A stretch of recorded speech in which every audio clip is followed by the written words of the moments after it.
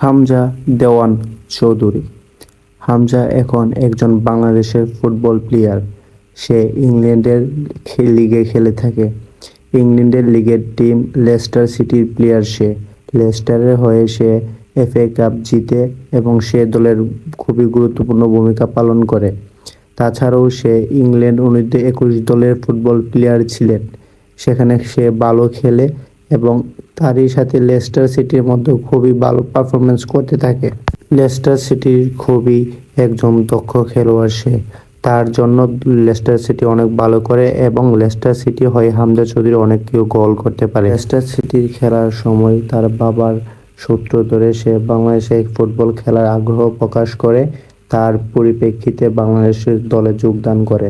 তার যোগদানের পর বাংলাদেশের ইন্ডিয়ার সাথে খুবই ভালো খেলে এবং হামজা চৌধুরী অসাধারণ ম্যাচ খেলে, যার ফলে বাংলাদেশ শক্তিশালী ইন্ডিয়ার বিপক্ষে 1-1 গোলে ড্র করে।